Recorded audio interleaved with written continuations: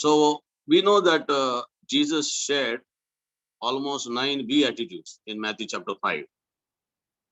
And in these 9 beatitudes, that what Jesus shared is so important and so profound. And many times when we miss the attitude, right attitude, or we tend to react to people's wrong attitude towards us, it's an opportunity for us to rise up in the right attitude and rise up to altitude, because without right attitude, we cannot rise up to altitude. We can tend to go to solitude. We all know that many people go into solitude. They start having pity parties. Why? Because they have not reacted rightly, and somebody's wrong attitude has hurted them, hurt them. They reacted wrongly. And so now, instead of going into altitude with God, putting on the beatitude and rising up in the right attitude so that they could influence a multitude, they have gone into solitude. And sometimes years together, they share their hurts, their pains, their discouragements, and they talk some ill about somebody in their lives and miss the blessings and miss the opportunity they could have had while they had passed through this situation in their lives. So going into the right attitude in our lives is such a important thing that it can really help us to glorify Jesus in every areas of our lives. So I have written some statements. Let me read out to you. Our right attitudes are nothing but the reflection of our matured godly behaviors. Right attitudes are nothing but a reflection of our matured godly behaviors developed in the furnace of our afflictions by the power of the Holy Spirit. I think one of the place where our attitudes are developed in the furnace, not in the good golden furnace, but in the furnace where gold is tested, where silver is refined, our hearts are transformed and right attitudes are developed. We all know sometimes when everything is okay, our attitudes are not okay because everything is good and we tend to be little proud, little arrogant, you know, all the time we are ready to rebuke and correct others without grace of God or without wisdom of God, because we feel little proud of because of our success. And one of the biggest tests that every servant of God goes through, not when he is in trouble, when he is in success, when he reaches the peak of success, that is the biggest uh, uh, blunder he can do. Because of his attitude or because of his arrogance, he can tend to say or do things that is displeasing God, because pride goes before downfall and humility, God raises the humble. So pride is one of the uh, very dangerous attitude that can lead to a fall. And humility and gentleness is such a precious commodity or such a precious quality that God brings in our lives, develops in our hearts, and He uses every troubles, trials, testings in our lives to bring that good quality in us. You see, when people, before going through certain trouble, their attitude sometimes is not so nice. But when they go through certain struggles, storms, they come out so beautiful, they become so humble because the trouble transformed them. The very trial and trouble that, of course, there should not be, they should not have gone through that situation. It's not God's will sometimes for us to go through the troubles that is not glorifying God. But due to our own disobedience or foolishness, sometimes we go through certain challenges. But God uses every situations that we might have messed up due to our wrong behaviors, or it may be a storm sent by the enemy to destroy us. or it may be a test given by God to transform us. Whatever may be the reason that we go through certain challenges in life, but God, out of His grace and love for us, because we are fallen in love with Him and we're walking in His purposes, and we want to be transformed as a holy vessel for His glory, He uses every situations of our lives to transform us and to build in us His quality, His likeness in us. I remember as a young boy, I was working in Mahindra and Mahindra, and that time I didn't know much of the theology. I just started ministry in a very young age. I was just age of just 23 years old when I started the ministry, and while I was working in Mahindras. But that time, one desire I had is I used to sometimes go to certain closed places to pray. I used to go to some washrooms or bathrooms where there's no one around, where I could go and pray sometime in the afternoon, lunchtime. I should do that in the company. I remember one prayer that always used to come in my heart: Lord, mold me, melt me, break me, change me, and make me like you. I didn't know much biblical prayers that time. Only I used to fast and pray and ask God to change me, transform me, mold me, and break me. What I know, the breaking will come from the people around.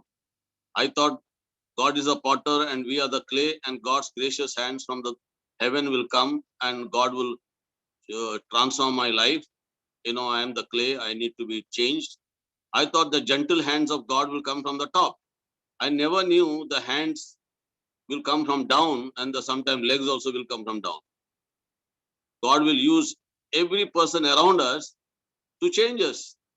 Now, if we have a arrogant attitude, when we are not died to our pride and self and the flesh and the old carnal nature, we are not learned to put on Christ, His compassion, kindness, humility, meekness, gentleness, patience that Colossians 3:12 talks about. We tend to react, we tend to get upset, and I used to get a lot that time upset with people who try to correct me, who try to undermine me, because I was a young boy. But I knew those days I used to run and come home after the church. I used to go to Yoginagar church that time in 1986, 87. And sometime I used to come to Bandra, sometime in Bandra East, I used to go there. Sometime I used to go to Baikala in a Hume church. Like that as a young boy, I used to run everywhere. But one thing, whenever somebody corrects me, rebukes me, or slanders behind me, and if I get to know that, only thing is I knew that go run home alone as a bachelor boy, pray to God. And I remember praying and crying with the pain so much. And out of that cry, one more cry is to come out from my heart. Lord, do it more. Do it more. I want to be changed immediately. I thought developing Christ likeness is so easy. Now it's almost so many years. Almost I'm becoming old now. Almost going to be 60 next year. But we know it is a process. Transformation is a process. Change is a process. And God uses every circumstances of our lives to change us, to give us a right attitude in us, so that we may able to rise up to a higher altitude in God and able to influence a multitude, which is a very famous statement some servants of God are made and repeated by our dear pastor and others.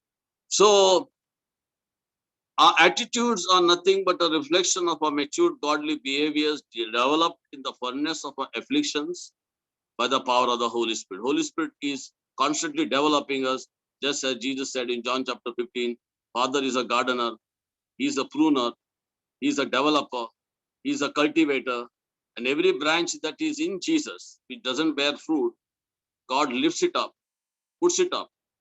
He doesn't cut it off. Cut it off is a wrong version or wrong translation. He lifts it up like a good gardener. He lifts it up, puts it in a right place, and He prunes it. He prunes that branch, He cleans that branch, which bears fruit, so that it can bear much fruit. And we believe Father is that gardener, cultivator, transformer of our lives, who transforms us according to the image and the character of Christ. So, as we already heard, we think that most precious quality that is developed in a maturity in walking with God is an attitude. This ingredient is so precious. We think God uses, we believe God uses all our troubles and trials to develop this precious character, which I already said. People's wrong behaviors and attitudes either can take us to solitude or help us to fly high in the higher altitude. All depends upon how we react with the attitude, wrong or right. And then people's wrong attitude is opportunity for us rise up, that we already heard, putting on a good attitude on us. And we see at least 5 pointers we can see in the Bible, 5 pointers, and there are many more, which can help us in developing this good attitude. Before that, the one more profound statement that I've written is that that attitude depends every day.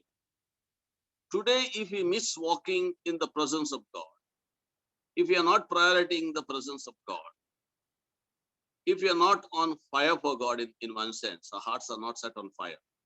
We are in some drowsiness, we are in some laziness, or we are missed to do God's will.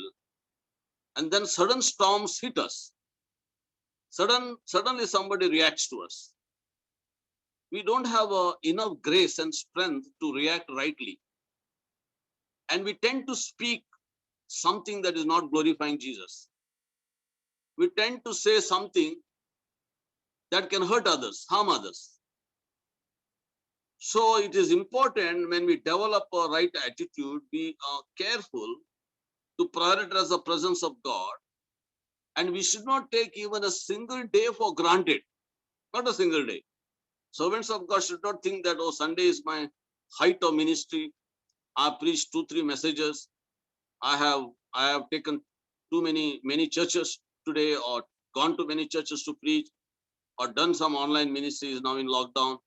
And Monday is my resting day. Resting day means I take things casually. I tend to be lazy. I tend to be disobedient. I think that is danger. It is not the Sunday, Monday, Saturday. It's not a Saturday.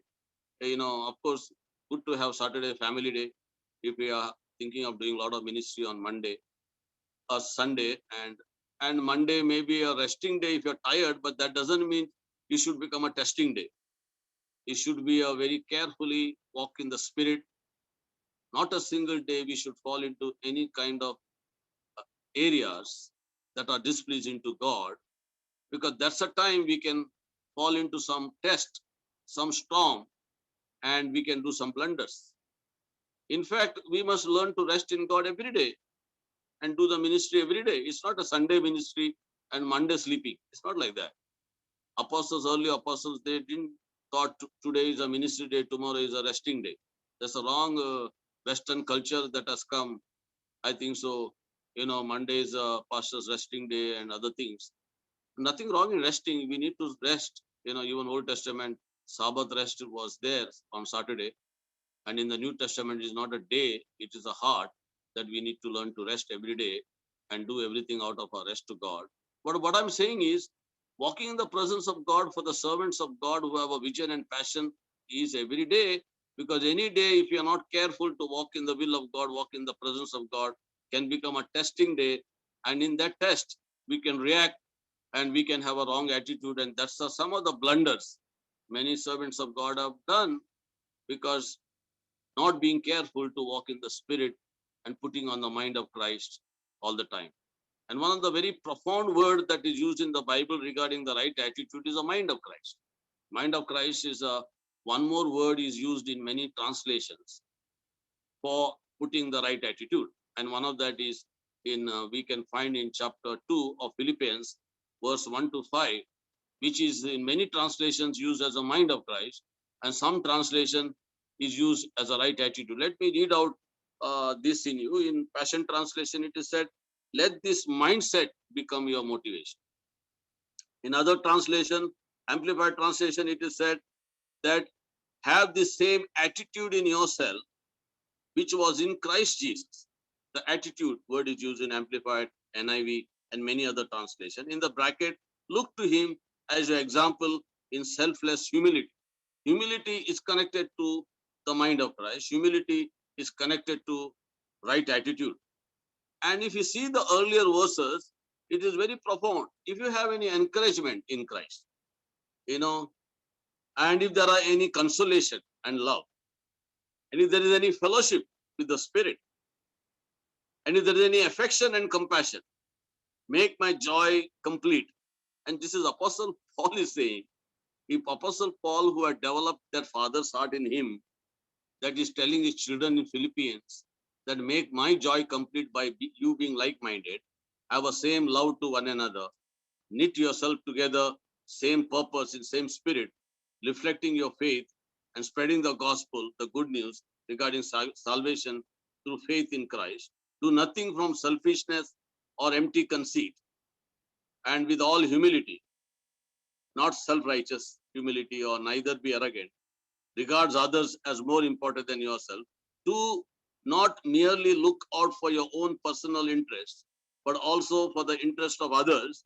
Have the same attitude in yourself, which was in Christ Jesus. This profound verse 5, is coming out from the verses 1 to 4.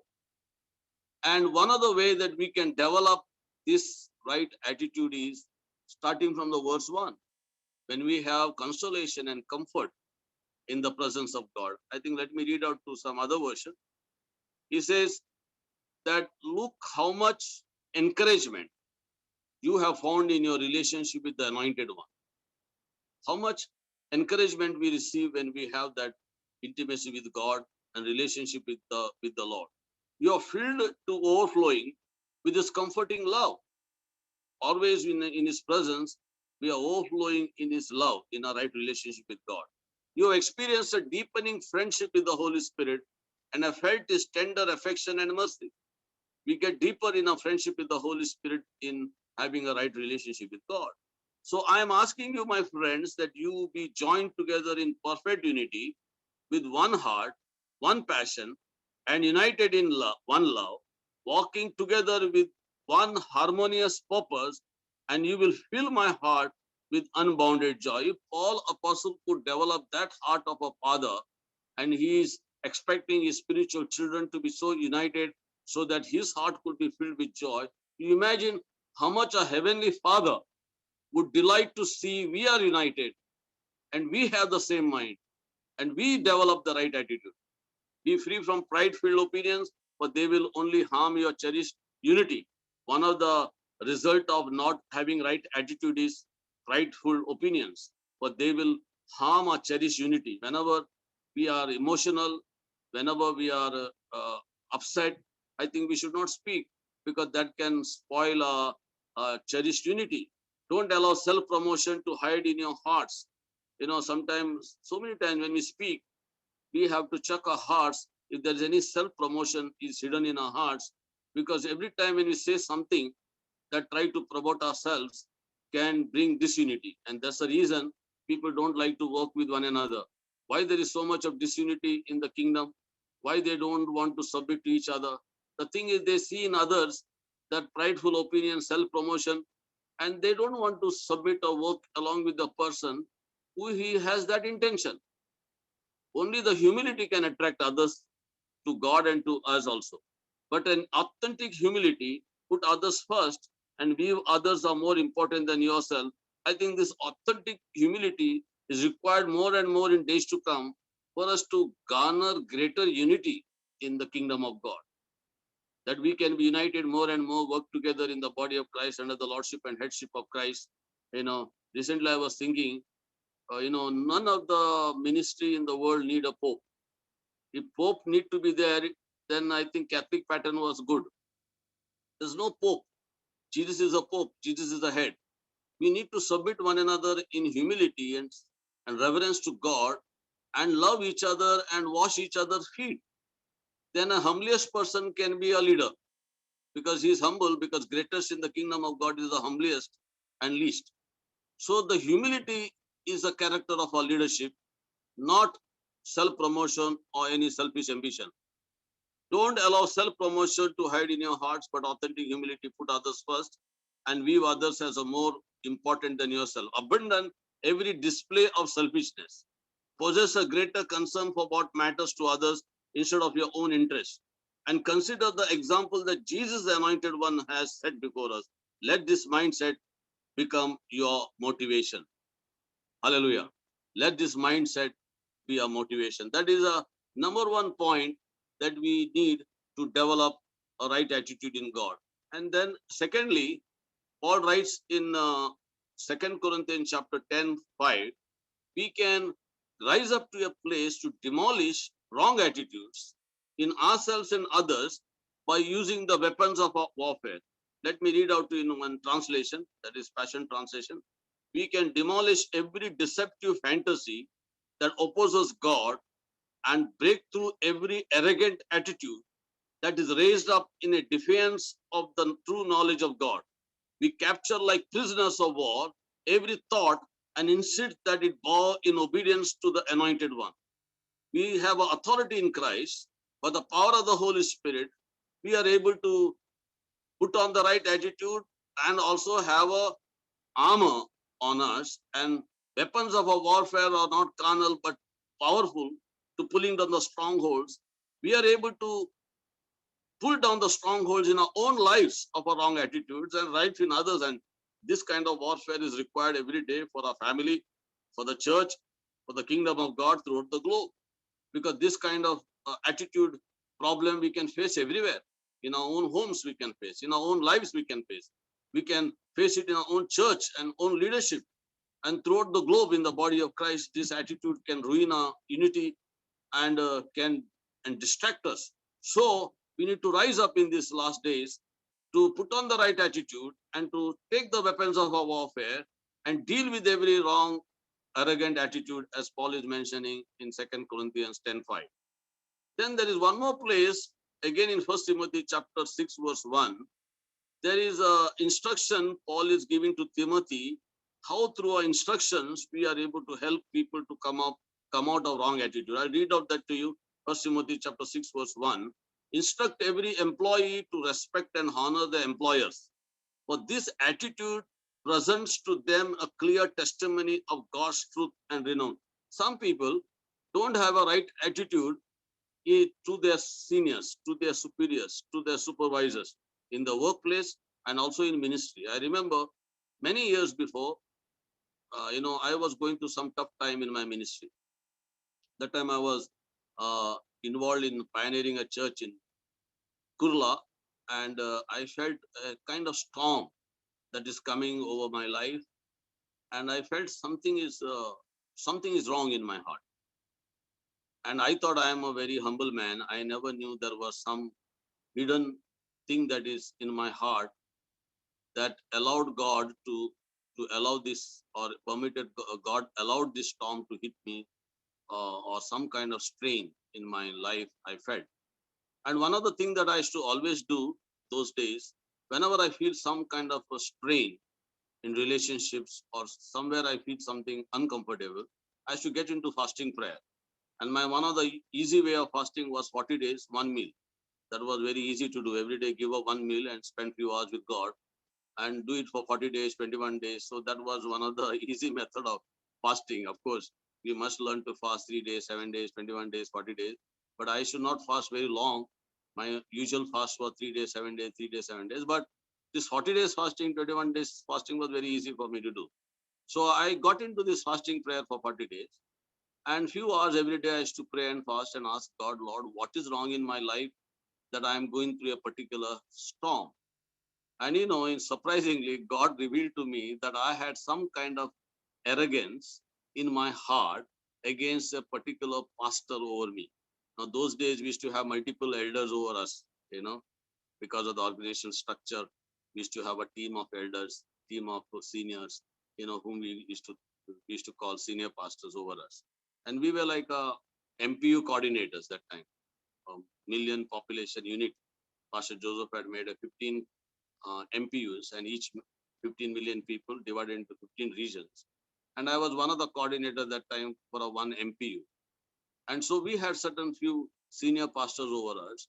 And I had some kind of hurt, deep hurt, a kind of a bitterness against one of that senior pastor, which I didn't know. I thought I loved him so much, I submitted him so much, I honored him so much. I thought I'm like David, but I didn't know that I had that hurt in my heart. Only in these 40 days, God revealed to me that you have that hurt, a bitterness against so and so pastor. When I went to him, hugged him, loved him, called him as a pastor, and told him to come to our church to minister, and few times I invited him and blessed him, I was totally out of that bitterness in my heart, which I didn't know that somewhere in the past, in some kind of dealings, I had got hurt with him. You understand? So that is what God exposes our heart in His presence. He transforms us. One of the best things to do when we go through storms and struggles is get into the presence of God and get sacrificially into the presence of God. And that young age, we can be always sacrificial in our prayer. Even today, there are different ways we can be sacrificial in our prayer. One of the way we can be sacrificial is by persisting in the presence of God, being wholehearted in the presence of God. Do not allow any distraction to come in the presence of God. One of the way we can become sacrificial is by reducing our meals. Reducing so many entertainments, we can become sacrificial in the presence of God. Sacrificial presence of God is required in all ages. It's not that we have become old and we can't have sacrificial prayer life. Because Jesus, in his 40 days of sacrificial prayer life, he developed that heart and attitude that he returned back from Jordan with the power of the Spirit. And for us to walk in the power of the Spirit, we need to be sacrificial in our prayer life till we have developed that heart that our meat and drink is not is to do the will of him who sent us. So that is a one more area. And in this Timothy, the context is that Paul is writing Timothy to uh, instruct the employees, you know, instruct every employee to respect and honor the employers. And this is not just for the unbelievers in the workplace. I had one more big problem in my job while I was working in Mahindras. A company had appointed one officer over me, and that officer was under training for 2 years before he could become an officer. And that officer, they had put under me for training for 2 years. He was an apprentice, done some engineering, and so he was under me for some time, and he was also under other supervisors. We were like inspectors that time. He was working under us. So he was a boy, just came from South India, and he was a young boy.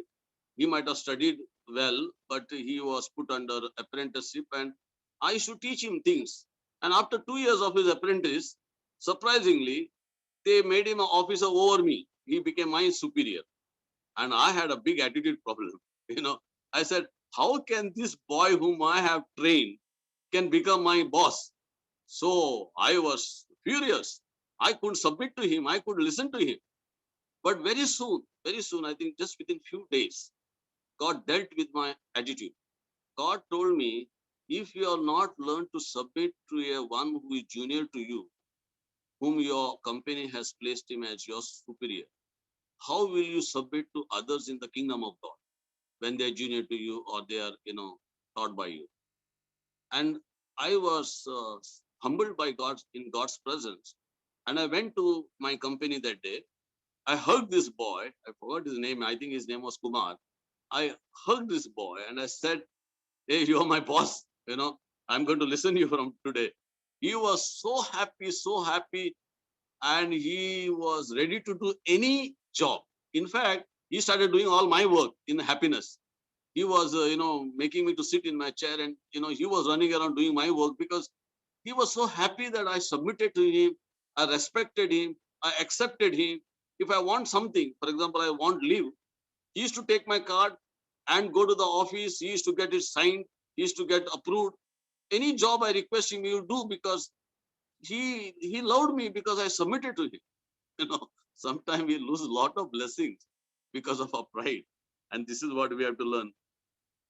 Fourth important thing is Philippians chapter 3, verse 7 to 16. Paul is writing, pressing on to maturity, a goal of perfection. And in the last verse, I repeat the verse again, Philippians chapter 3, verse 17 to 16. In the last verse, that we have a instruction there, I read out to you. All of us who are mature, pursuing spiritual perfection should have this same attitude. And if it is any respect, you have a different attitude, that too God will make it clear to you. In this profound passage, when Paul is writing about maturity, I want to know him and the power of his resurrection and fellowship his suffering and all that. And he says, and I leave behind the things of the past and I press on to the perfection. In saying all that, he says, all those who are matured, who are pursuing spiritual perfection, should have the same attitude, same heart, same mindset. If any respect you have a different attitude, then to God will make it clear to you. Only let us stay true to what we have already attained. In Philippians chapter 3, verse 7 to 16 in Amplified, I am reading. And there are many other verses, very profound verses there in 1 Corinthians chapter 2, 9. He says, all things work together for good, them that love God and call for his. No, that is in Romans chapter 8, 28. Here it says that eye has not seen, ear has not heard, and it's not come to man's understanding what God has kept for those who love him. And in that contrast, if you see in certain versions, he says, Jesus has the mind of Christ, mind of God. Who can teach who can know the God and all that he says, man's spirit can understand man's heart, and so God's spirit knows God's heart. Saying all that, we have the mind of Christ, it is written. In other words, we have the attitude of Christ. And actually, if you see in that verse in depth, we have the perceptions of Christ, because Christ has a mind of God. Christ has a mind of God. Christ knows God's heart. And by the Holy Spirit, as we walk in the Spirit of God, we have a perceptions of Christ. And the perceptions of Christ, when comes to us as we walk in the Spirit, by the prompting of the Spirit, we develop the attitude of Christ. We develop the perceptions of Christ. We too have the mind of Christ in that sense, in that context. So we have the mind of Christ. We have the heart of Christ. We have the attitude of Christ. May God bless.